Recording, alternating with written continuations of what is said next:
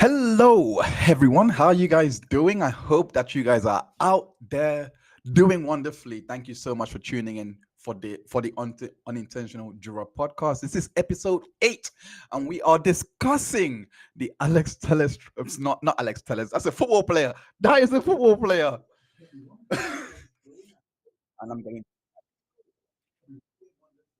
okay. I'm getting feedback.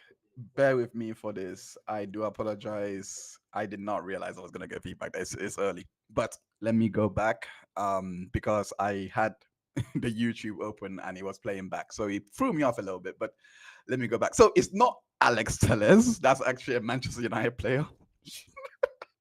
No, it's Robert Telles. He's actually a former councilman of Clark County in Las Vegas, Nevada, and he has been accused of murdering Jeff Jamal. Um, but it's not that straightforward because the prosecution and the defense kind of have a very compelling case, and they're very independent of each other. Um, which we're going to go through all of that today. And we're also going to be bringing up the other trials that are also going on that you guys might be interested in looking at for the week coming. So, without further, because yeah, this is the unintentional draw podcast. We start off your week in style with a blast and go through all the trials that has been happening this week and what could be going on next week. So let me go into the chat because Roy literally started off with a banger with this chat. He basically said, "Been watching this trial on Danny and Direct this week. Pinky and the Brain song plays in my head every time I see him in court." I get it, and the way that his lawyer looks as well, he completes it. Like he really does look like Brain. And his lawyer looks like Pinky. I cannot this metaphor. I like it. I like it. I like the metaphor. I like the metaphor so much. But yeah, thank you so much for joining Roy and Danny T. Thank you so much for tuning in. I appreciate you from Colorado. Accused, he was basically visibly videotaped doing the crime. The reason I'm very that's yeah, that is one of the prosecution's evidence against him. I mean, it's not as if we are putting on not we. Sorry, let me change my word. I'm actually an unintentional juror watching a trial, so there's no we on this. I'm just here, third party, independent of all this. I have no business doing this, but this case does interest me, and this case, from what I have seen so far, I'm not going to be discussing day 2 or day 3. Sorry about that. Sorry about that. So what was I? I'm not going to be discussing day 2 or day 3, but however, I shall only be going off what the events of what happened after the opening statements, because I'll be very honest, I have not watched all through to day 3, simply because I am just finishing off my Ashley Benefield report. So I'm going to be posting that. It should be done this tonight, really and truly, and I shall be posting that on my website, drheinz.info.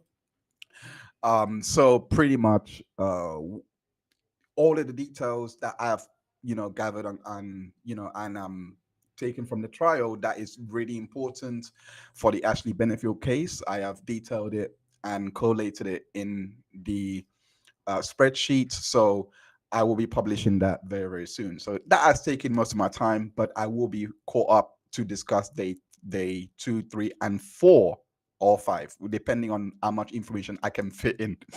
But essentially, I'm going to be discussing on this stream. We're going to be discussing those opening statements and also the testimony from, I believe, where did I stop? Let me go into my notes because let me go into my notes. Where did I stop? I stopped at Stephanie Smithson when the recross had been completed. So that's literally going to be all of the information I have because I don't think it's finished. I think there's a couple more witnesses. I'm looking on my TV now. I think I'm 5 hours 18 minutes in. So there is most likely two more witnesses to come. I have no idea what's going to happen. So Roy Lawson just says, "You'll get my jokes once you watch the trial." Okay. I mean, I have watched it. So I do get it because simply because of how they look. But if there is some mannerisms that happen in day two and day three, then yeah, I probably there probably is something in there that I will have to shout you out on the next podcast. If I see it, I definitely will highlight it on the next episode. Roy. But so where was I? In regards to what Roy said in regards to accused, I am giving him the maximum benefit of the doubt. He has his case to present.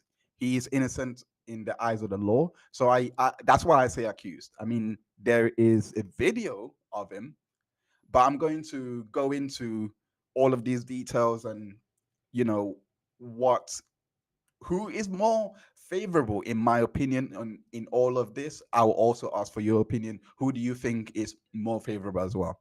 So before I do start on with the um exploring this case and going into the opening statements and the first few days and to kind of give you a complete overview of what was here, um yeah, that's what we're going to be doing today. So it's just giving a complete overview of the case. We're going to be discussing conspiracy because this isn't the first conspiracy case that's out here that we have talked about. This is the second one. The first one was Karen Reed, and we're going to be juxtaposing both cases today. So because I have a lot to say about the defense that uh, Robert has decided to take on and whether it has merit. I have a lot to say in regards to the prosecution. So yeah, stick around. It's going to be a fun show. But yeah, before we do go into that, I'm gonna do this one time. I don't like doing it, but I have to simply because of just the algorithm. Make sure you hit the like button as well as the share button to, of course, let people know about this stream. If my mods were here, believe me that this will only be the only time I'll disclaim it. But unfortunately, my mod is not unfortunately here today. So definitely, if you are watching this back on replay or watching this live now, make sure you hit the like button and also share it as well. Oh, okay. I understand that since you're starting your coverage, my opinion is based on seeing all the things shown so far. Yeah, it's unfortunate because this no, it's not unfortunate because the point of the podcast is to do it like well, for me anyway, I feel like doing it like this kinds of really does test my ability to be a juror. Sorry about that. I disappeared for a minute. It it tests my ability to be someone a juror because all I have are my notes. I can't go back and watch this. I'm not going to go back and watch this until the trial is over and I just have to check over all the evidence like the Ashley Benefield trial. So I if I miss something, I miss something. I'm literally treating it. So when you see this report and that I'm putting out, is basically my note taking. It's basically what if I was in court, I would be transferring my note taking to whatever device that they allow me to do like this. So that's just the way I am. But I'm basically sharing my note in the hope that other people that may be reading this might become a bit more involved in the case and be more informed with what's going on if they were to have, let's say, missed the first few days and do not want to go back. But there's a way for them to find everything in one place. So that's the main reason for me doing these reports I'm putting out there, which I believe is very helpful for people. But yeah, it does take a lot of my time, so I haven't been able to keep up with everything. So yeah, um, uh, I am going to catch up. So hopefully, I'll get your jokes and we can banter together, Roy. But yeah, I definitely will. Uh, I definitely do. I'll be very honest though. I am very when I hear the word conspiracy, I'm very taken back. I will be very honest with that. If I'm going to be a jury and you say that word to me, I need serious. And I do believe that when the what's his name, Drashkovich, I believe his last name was the lawyer for Ricardo Robert Tellez. Sorry, I keep having Alex in my head. Sorry, Robert Tellez. It's such unfortunate he shares the same last name with this left back that I know plays for Man United. uh, Queen Olive, welcome. Hi, welcome for this is my first time seeing you. Thank you for tuning in. Um, so when I heard the word conspiracy, I was okay. You need to come and show me why this was conspiracy because it sounds to me like a convenient excuse. Oh, they got the DNA. Oh, they planted it there. They're conspiring against me. So I need to know independently how that is separate from you murdering this guy. And when the defense opening statement began with that, and I don't really place weight on opening statement, but it did enough to open my mind up a little bit. Because when they said, I'm not even going, when the defense said, I'm not even going to, I'm going to get the name of the person because I wrote it down here. Robert Draskovich share the same name. This is Pinky and the Brain. Oh, that rhymed as well. So Robert Draskovich, when he opened the opening statements, to me, what what was coming when the minute he said that I'm not going to be going at the prosecution, you will see that at trials going at prosecution. That's not even what we're going to do. We're not we're going to let them present their case. We're not going to try and poke holes in the case or anything like that. We have this story for you to show, for you to tell with this evidence, with all this.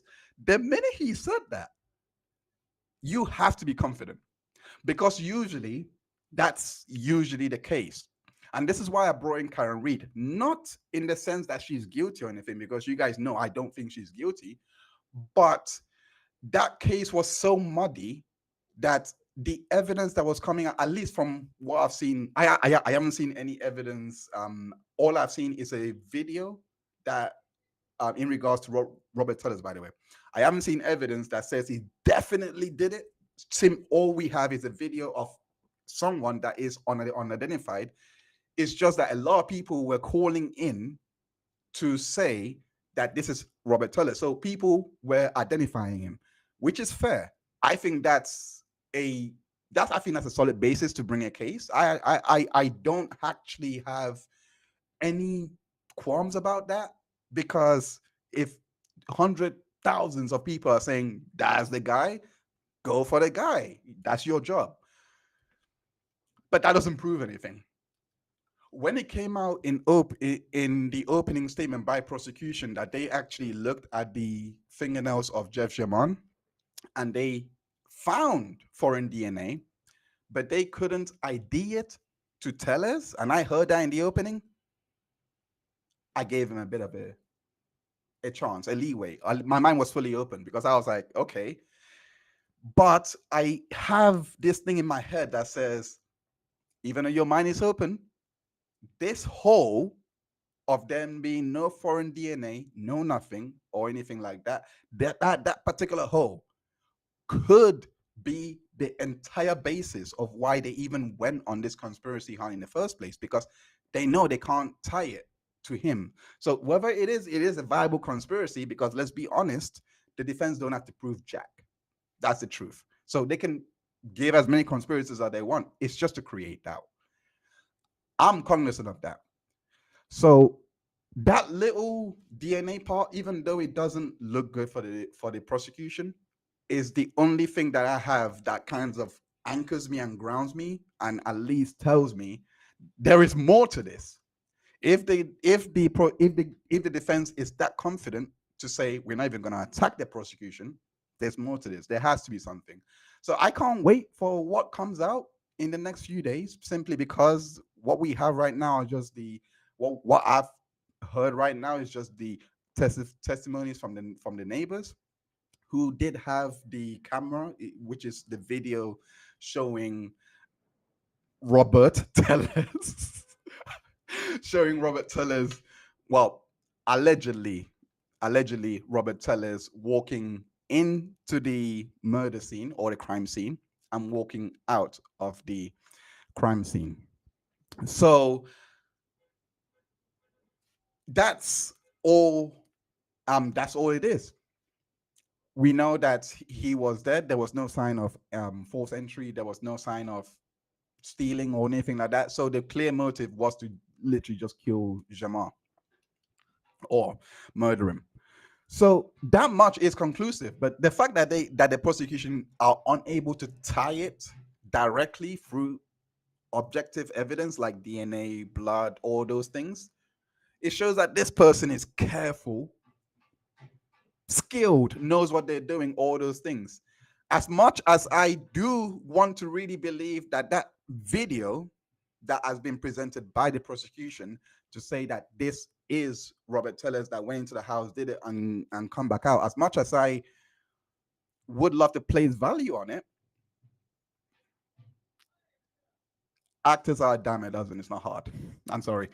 I'm sorry. Like I said, I'm going to give the maximum benefit of the doubt to the defense. They have due process. I'm going to assume that they're innocent. So when I saw that, and I know you found foreign DNA and you couldn't put it to him, end of the day, if that's the fact, number one, that I'm learning on opening, and I already thought that could be someone else simply because of, yo, anyone can dress up as anything, they can do anything. That's all you need. I was pretty much sold on this idea that anyone can do anything. And I was, when they found, when it was brought out in opening, again, this is just opening statements. It could mean nothing. It could be empty promises because that always happens.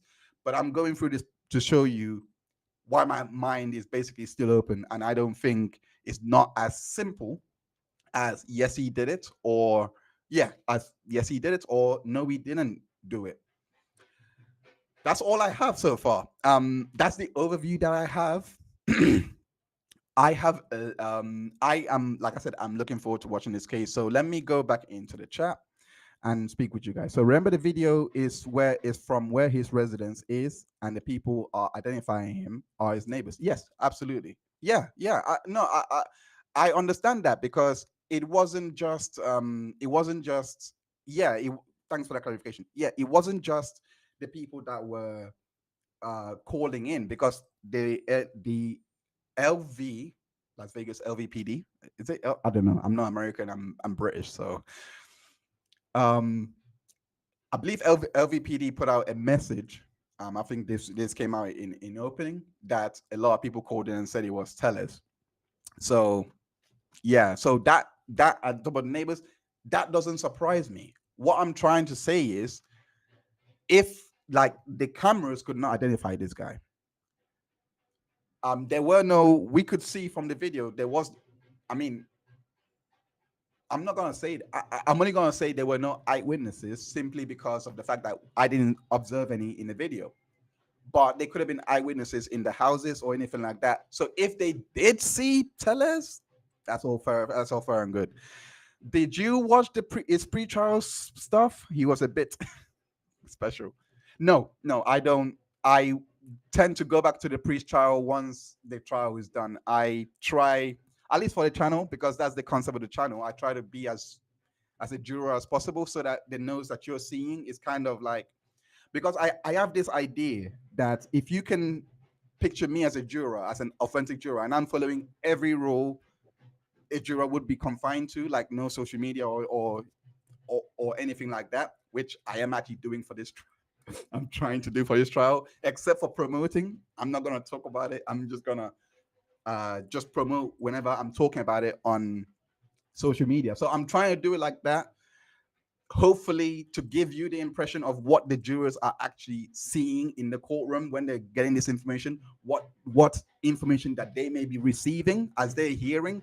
If I am picking up this information, what could they pick up as well? What could be real? It's just, may not be as concise or clear, but that's the main goal behind me doing this podcast and running a channel with I try to be as much of a juror as possible. So no, I did not. I did not see the pre-trial stuff. I did not see the motions. I did hear though. I did hear that he was pro se and he tried to get rid of the judge. But that's it. That's it. I haven't seen any pre-trial hearing. It's the same as Karen Reed. I didn't know anything pre-trial. It was when I came into a trial, I saw a lot of resources on it, especially from Sloovy, and I just started following the case from there. It's kind of the same thing. So no, I don't know any of the backstory here. So yeah, I could, yeah, it could be a lot in there that I have to like shut up very soon if I. But like like I said, I'm like I said, I'm acting like a juror, or at least trying to be a juror to give like a view into the court. I don't know. I don't know. It's kind of like to give you guys I don't know, a way to get you try and picture what could be going on in their minds in jury's mind, because no one knows, no one ever knows what goes on there. Anyway, so um, Queen Olive Rufan says loves Rufan. Queen Olive loves Rufan says I usually give due process, but it's difficult with this case. I'll be honest. The only case I've seen that I've tried to be like, I'm gonna give everyone the benefit that was the Amber Heard trial, and that was it. I don't think I've had any cases difficult. This one seems to be not at a, it seems to be at a crossroads to me, because it does represent something that I've seen people in the chats as I'm watching this. People are saying he's guilty, he's not guilty. I need to close that chat because it comes up automatically. But I've seen it. I've seen it. People are like, it's very divided. More so leaning towards guilty from what I've seen in those chat people from day one, and this is me just watching day one. So I understand the evidence against him is compelling, which is why I'm like, it's kind of like a convenient theory that you just come up right now. And even from the officers that I've seen, like from the way that they are cross-examining the officers, they are, I wouldn't say looking, but they are pretty much, it's like they know who to look for. And when I saw things like that, I'm like, do they have a case here? Because they were asking for specific officers, whether they saw these specific officers. So if that's, I kind of want to see what their case is like now. When I see things like that, that's what I've seen from the first few, from the first few hours, when Jamie Yoss, Stephanie, Claire Browning went on. Jamie Yoss, Stephanie Smithson, and Claire Browning, they all work for LVPD. So when they were going through the procedures and all of that, all did like I didn't really see much of um uh of trying to tear the witness down or anything like that, but it was a different kind of defense, in the sense that from what I saw anyway, in my opinion, when they went in, when the defense were cross-examining, especially Stephanie Smithson, it was very interesting that they were everything to do with what you have to do independently. You should have independent knowledge on this. You should have a general independent knowledge of what you were doing after work or something like that. She would have to go back to our report. Now, in a conspiracy case, to me, I think that's pretty key.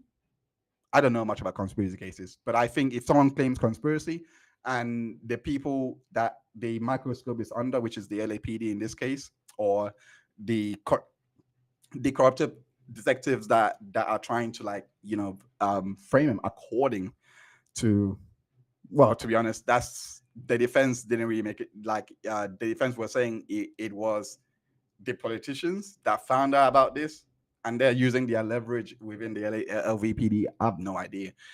But just based on the fact that that most of them always like I have to like, sorry, not most of them, just Stephanie Smithson, sorry, just in terms of because the other officers were actually quite concise, but Stephanie Smithson, from what I saw anyway, she had to go back to a report a lot. And when you have a conspiracy case, in my opinion, when that usually happens, it's like we need to stay on the book and make sure that everything on record is consistent with what we have already gathered so far. So when she couldn't even remember an independent memory of what she did after work, and she had to refer to a report for what she wrote down that she did after work, things like that perk my ears up that there could be something coming that that will in a way tie up this whole conspiracy stuff. Okay. Let me go back into the chat. Roy Lawson just says we just saw a real conspiracy in Canton MA with the retrial. And that's what I was saying earlier in regards to all of this. I forgot to mention. So the juxtaposition between the two trials. I'm gonna do that later on, but um, but immediately, I hope you guys are. I mean, from what I picked up anyway, the the first thing that stuck out to me, especially, uh, I hope you guys picked up in regards with the Karen Reed and the Tellers trial that they are very different on its own, and is first and foremost how, at least me watching from day one for Karen Reed, how chaotic I would say it took to how chaotic it was to even build up to the reveal of Proctor and those text messages. And in my opinion, if those text messages never existed or anything like that and nothing was revealed, we wouldn't have anything and it would just be someone using an excuse. But those text messages change everything. That's kind of what I'm waiting for. But the difference between both of those trials that I'm seeing is just this one looks a lot more structured. And this is just first impressions.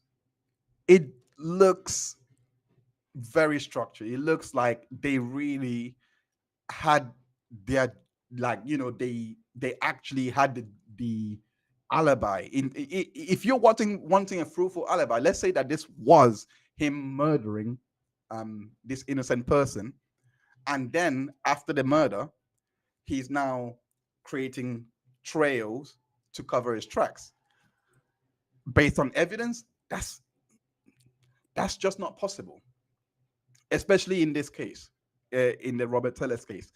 It's just not possible for you to have actually launched the investigation, for you to have actually done all this legwork before in response to Robert and have it all done, to now go ahead and kill him and then be like that.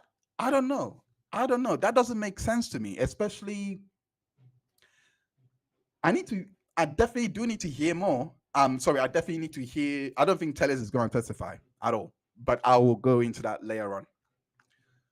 But anyone that was connected to Tellers in any way or anything like that, it would have been easy to frame him. It would have been easy, but it's also not easy. It's also not difficult for Tellers to go into the mind of, I need to get rid of this person who has written this about me, who was the reason I lost this election. And then after I've lost this election, I cannot fulfill the plan that I have here. I need to get rid of this guy. Except I need that connection. It's a good theory by that, if put forward by the prosecution, because they haven't put this forward. This is just my own opinion of, my of seeing the case. But that's my point. That's essentially my point. There is nothing so far, at least I should say, to tell me why Tellers would do this after he was already in office doing all the work. It doesn't make sense. I kind of need an evidence like Germain sleeping with his wife. If I see that, I believe it. I know what this is. This actually makes sense. It's done. Trial is done. Guilty, guilty, guilty. Ding, ding, ding. If I don't have that, I cannot. I'm not like.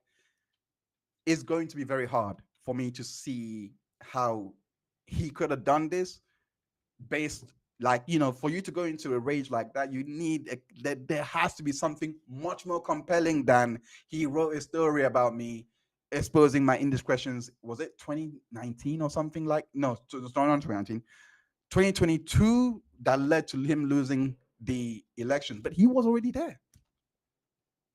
He was already elected, though. All it would do is just stop his plans. So I kind of need a bit more. I'm sorry for obviously the repetition, but yeah, like I said, I just need a bit more to tell me what would. It's not enough that this guy wrote articles exposed, because the articles that they even showed doesn't. Yeah, it's embarrassing, but it's not enough. It's not like what could be enough to kill somebody. Maybe if you write an article about me without getting cancelled. So let me modify that joke a little bit. Maybe if you write an article about me supporting ISIS or something, right? Maybe that would do it. I don't know. I don't think so. I think I'll be like, and then if you show proof of me supporting ISIS and I was in the public office, maybe that would do it. Maybe that could set me off. But I can't imagine. Maybe that could set him off. Sorry. But I can't imagine just indiscretions, and maybe he's a prideful person and all that. But I can't imagine that being just a single catalyst. It's just too far fetched for me to think about it, especially when he was already putting his plan in motion to like get all this out there. So that's just my opinion in regards to how this case is very distinct, or it's not similar to the conspiracy in Canton, because Canton, that was different. I did not know what to expect. People were saying conspiracy from the beginning, like, and I was just reading there like, you guys need to get here. I was kind of like, you guys need to get here. But because of how the detectives were so poor in gathering the crime scene and all those things from the Karen Reed trial, because of all of that, right? It became so much easier for me. Like, it kind of lowered my expectations a lot, that I kind of was seeing a conspiracy without even seeing that being put on. So, but again, like I said, this case on its own is existing on its own like this, because it's not like one side doesn't have their own set of facts to present from the onset. It's not a theory that they have to wait for the case and for these witnesses to come in for them to actually bring it in. They actually could show all of the information, the communications, to show why this guy would have been murdered by somebody else and not Tellez. When there was no phone data as well, um, that's what he said. That's what the opening Draskovich, Robert Draskovich, that's what he said in the opening. There was no cell phone data connecting Tellez to the scene. So the G, we all have GPS nowadays. The police had his phone and they could even track that. Again, that's another opening that Tellez is probably using to his advantage to say that this is a conspiracy. Because if you can't even place him at the scene with his phone, it has to be an actor. It just has to be, by logic anyway. But there's an issue with that. If it comes out at any point, and I don't know why the prosecution would not mention this in the opening, but if it comes out at any point that his phone was off, he's lost the case or something like that, anything like that. But I haven't heard anything about his phone being off for his GPS to not be pinged up or anything like that at the time this all happened. So for me, that's very compelling that you could have this guy on video, everything, other people identifying him, saying, yeah, that's Robert, all of those things. It's amazing you can have that and not a precise GPS location that is really objective and doesn't is independent of memory. It just, whether was he there or not. So when I look at all those things and just balance it out, I'm really intrigued. Like really intrigued. I don't know what Roy. I'm gonna go to the chat right now. First thing that stuck out to me was Teller's forehead. I don't know what Roy has seen for days 2 and 3, but I'm intrigued. I'm really intrigued now because if what you saw was him going into was him going was definitive proof presented by the prosecution through the evidence that yeah that really paints him, I really cannot wait to react to that because like I said, I have enough to I have a lot to say already without even seeing anything, just knowing procedures, not just knowing what the LAPD did that day. It seemed like a very tight ship. It seemed they looking at how they even collected the evidence. This is not Canton. They were on job. So when you have that, because for a conspiracy to be at least hold legs, everyone has to mess up, and they're trying to go back to fix that mess that they made initially. Somebody has to mess up. You know what I mean? So if you're doing a conspiracy defense and the mechanics of Karen Reed, sorry about that. I'm getting a call. Sorry about that. Let me get back. Sorry guys. I had someone call me. Sorry guys. Where was I? Karen Reed. Yeah. So in the Karen Reed case, it's easy to it's actually very easy to see how this is a cover up, right? Because the Karen Reed case was very simple. It was you're already seeing paper bags. Like, like they're not using the correct one. You're seeing red cups, you're seeing all of those things. And the people that were caping at the time trying to like justify all of those things. Yeah, sure. Yeah, like tell me you'll be impressed with your local police officers acting the way that they did during the Karen Reed trial, but I digress. The point I was making was in regards to the Karen Reed trial, you have enough to at least in your head to sell to be sold on the conspiracy immediately because the police already messed up. So of course there is a lot and a lot of motive for the prosecution well, not prosecution, but the detective in this case to try and fix something up.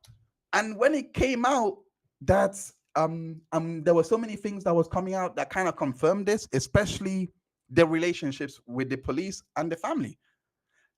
It was you can't it's kind of hard to not see how this could be the actual thing if there was a cop that killed another cop, or like it was an inside killing, within, and they're just pinning it on someone else.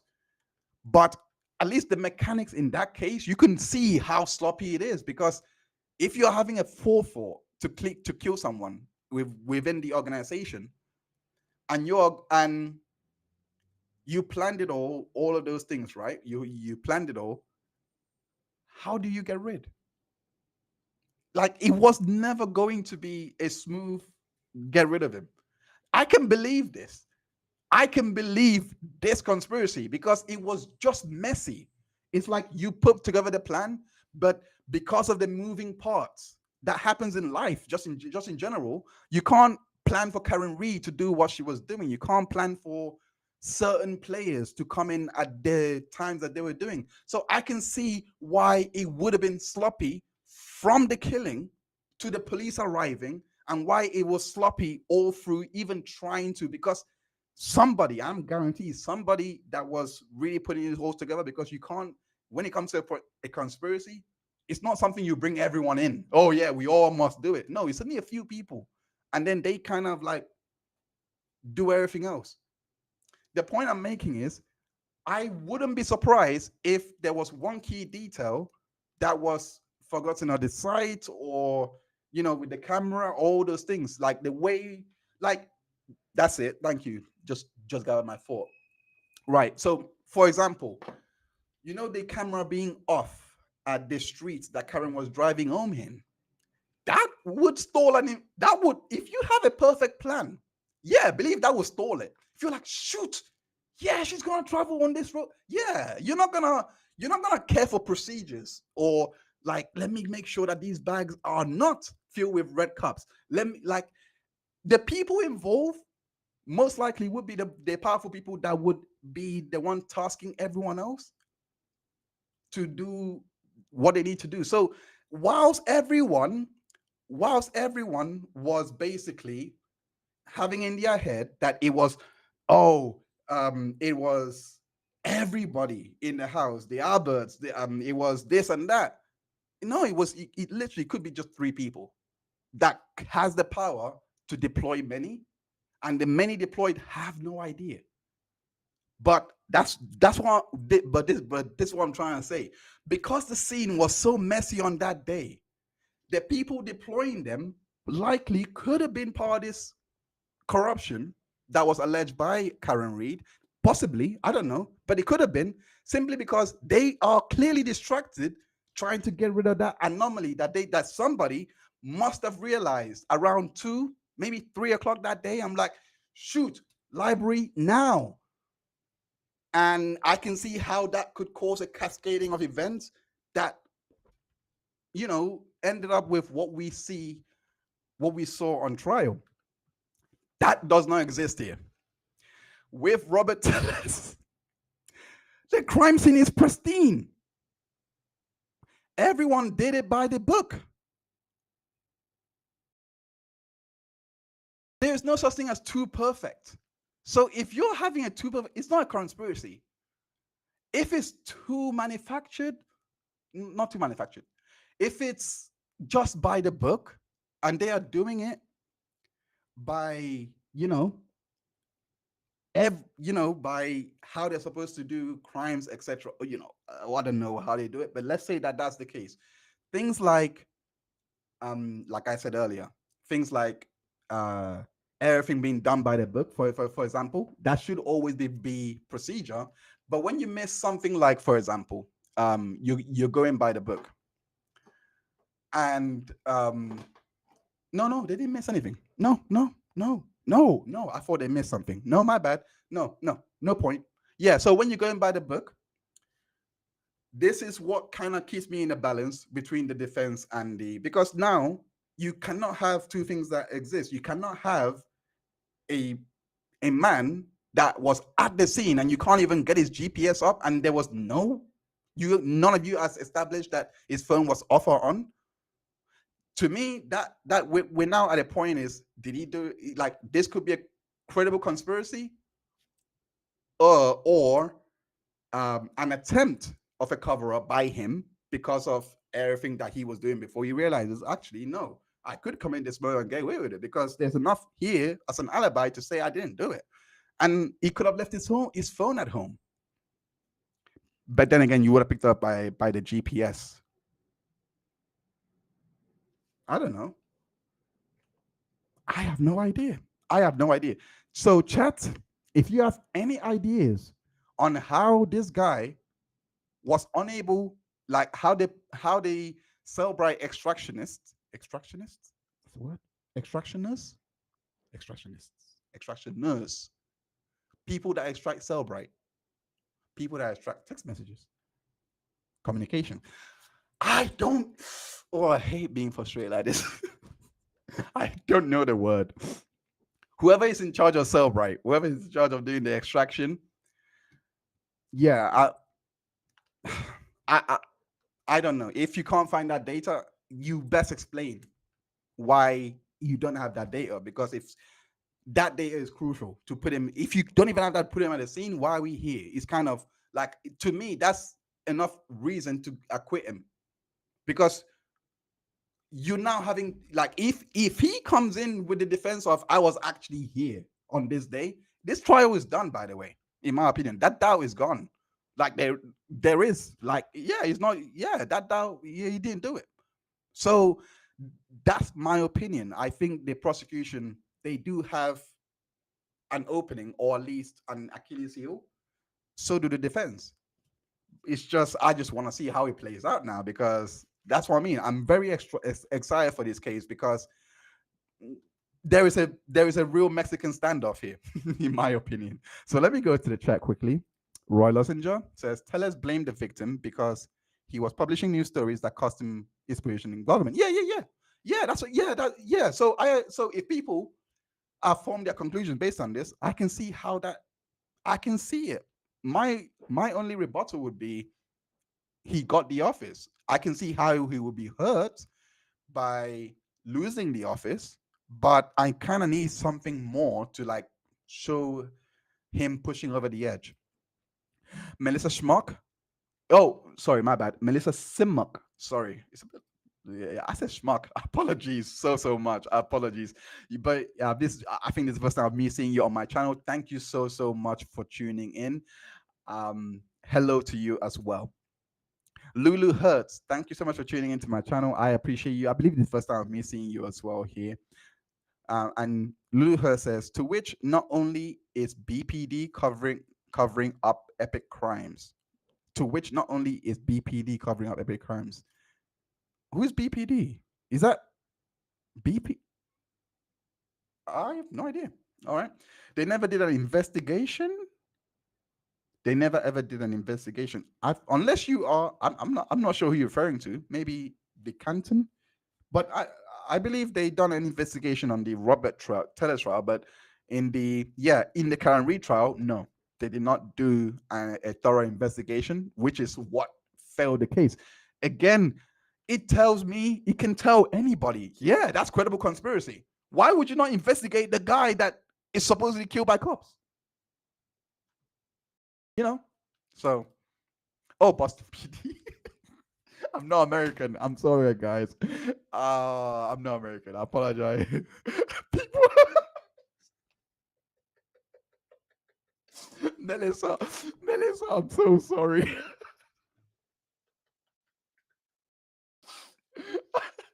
You're, you are a great sport for even responding like this. I do appreciate it. It wasn't by my intention, honestly, but you're an amazing sport for this response. People, Mr. Smoke says, people have been messing up my name my whole life. Happy to be here. Well, I'm happy for you to be here. We make jokes here. In fact, that's why it's called Ketchup Court. It is the spiciest court, the sauciest court in the land. So we are no strangers to having fun here and making jokes and all of that.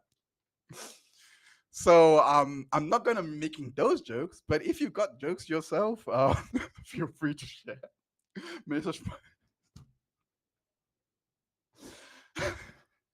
Oh, I'm not gonna get over that. I'm not gonna get over that anytime soon. But if anything, let me share with you a story, Minister. If anything, if you go on the first episode of on the Unintentional Juror podcast, you will see that there was we were talking about Laura Owens and Karen Reed. Laura Owens is accused of, you know, falsifying multiple records against many men to get paternity. Anyway, that's a long story. You can go watch episode 1. But Melissa, for your benefit, if you go on that, there's a user called Chris Jenner on there, and when she said the name of the show in the chat, she called me the unintelligent juror, not the unintentional juror. That's how this stream was born.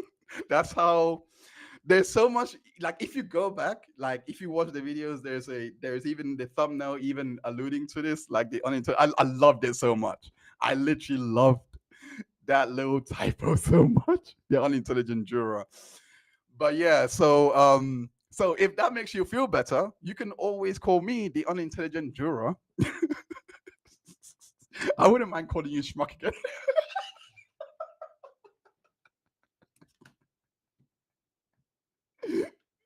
Love, spice, and fun. She might change her mind after after what I just said.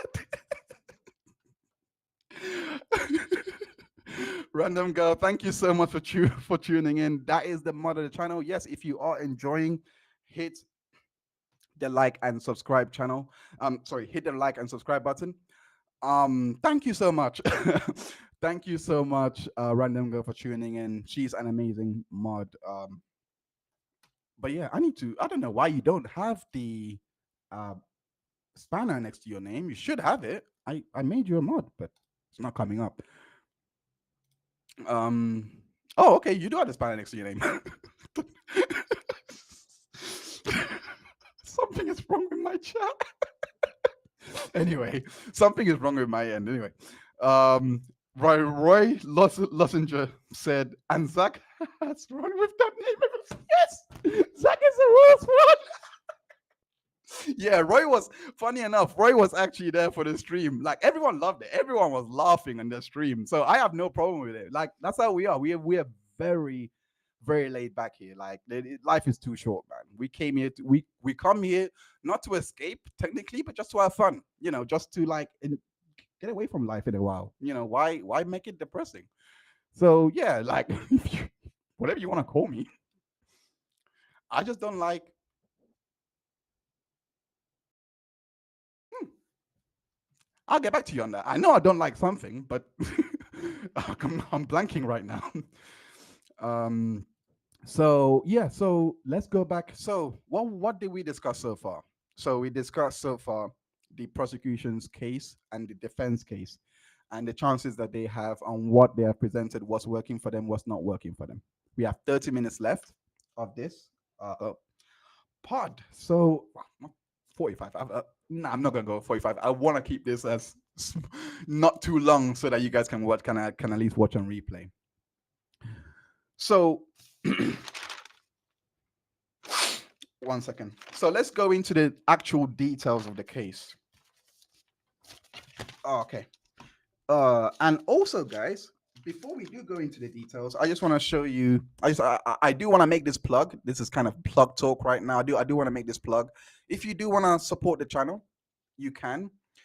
But you can also do so in a one-off donation. That's all well and good. But I would prefer, and I know, like personally, it's I am the type of person that I believe if you do the work, if you give something, you receive reciprocity. So I'm very big on that. I If you want to donate, feel free to donate anything that you desire. But I honestly, but if you guys, but I would, but I am going to be showing you a lot more of what you guys can get from me as a creator. So this is basically it. So I'm gonna bring out Patreon where you guys can do a subscribe regularly. Anyone that is a member on Patreon or my main YouTube channel, they have the opportunity to receive the reports that I do straight to them. So um, all you would have to do is when I put the report out and you want to see it, just basically it's on a Google Sheets doc. Just request it, and then we will go from there. So that's if you are a member of the channel, and yeah, you'll be pretty much accepted, and you can pretty much view the sheet and follow along with the case and keep up with the case, etc. All of those things. That's you will also receive exclusive Ketchup Man content, and this is future Ketchup Man content because I am planning. There is a plan I have for Ketchup Man that is not really ready yet here, so I'm not gonna say what that plan is, but there is content coming out with Ketchup Man, if that makes sense, that isn't like original in itself, but it's just looking at the works that's already out there and um and putting together what was missing. That's just a little snippet, but basically that's what you get as members. So all of it is there. I will post the link into the description so that into the chat, sorry, so that you guys can check out this page. But that's the plug talk over. I just wanted to um highlight all of this. So make sure you check out support Heinz. Make sure you check out this website if you are interested in supporting the channel. So uh yeah, that's drheinz.info. Let's get back into the content. Yes, plug talk. I have to really like there is a lot of perks to like there's a lot more content coming out from me, especially September to December. Like I have a run that I've never been on, rhymed as well. Damn. I have a run that I've never been on that I'm planning to like do a whole release schedule, and I hope it works out. So I can't wait. Let's get back to the Robert Tellis trial. Uh, Let me read the chat quickly. It says Roy Lawson just says, "I will tell my wife that she can call me anything except for late, except late for dinner." Fair enough.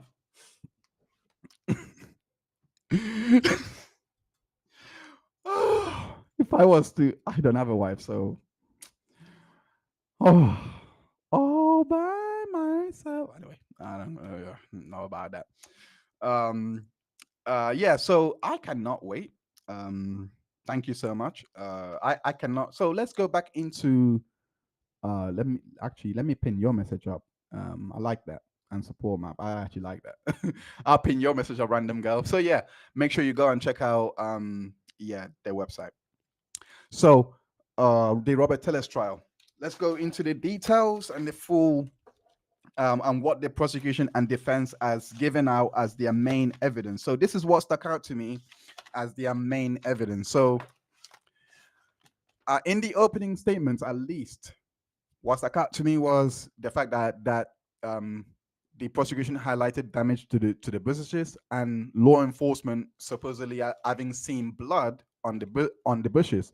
So the fact that they didn't disclaim the blood in the opening statements and say it was definitely Robert Tellis, um, is two things. It could be a surprise. It could be something that they're just saving in the arsenal so that they can present later in court and not and just let the jury buy the whole conspiracy, because they probably anticipated that the they probably anticipated that the I don't know. They can't do that. No, they can't do that because no. I just realized my bad. I sounded dumb there. Let me rewind.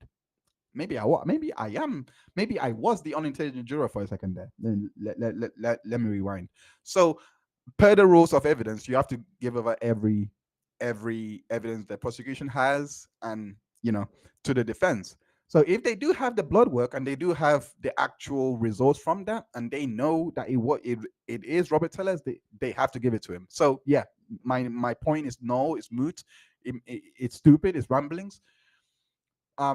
So all of these things, this doesn't, now let me revise my opinion because I thought this was a good thing, but now it's a bad thing because again, if you have all these identifiers that you're highlighting to the jury and you're like, this is him, but okay, but does the blood say it's him or anything like that? They haven't said it. So to me, that didn't go down well. Now realizing no there was no sign of struggle. All valuables were still in the house. That's pretty big because it means that there was a single mind for this person, which a single mind to do this killing, not take anything. It was not motivated by anything. Just that. It does reinforce the idea that he was most likely harboring over the articles that lost him his job. If we are going by the prosecution's theory of the case, this would be pretty compelling. This is pretty compelling. No motivation for robbery or financial. Yeah, I wrote that down. My bad. Yeah, there was no false entry either. Receipt. The receipt that Germain had at 9:03, and also the neighbors and all of those people like saying that they uh I think that was very interesting because they said that because I would like to see where Tellez was around that time because I would like to know if he knew of his movements, right? Because if you're gonna kind of do the deed, you would kind of need to know where he's going or anything like that. So I would like to know where he is. So if there's proof that Tellez was actually not like let's say that he was near Germain in any way, that has to come out.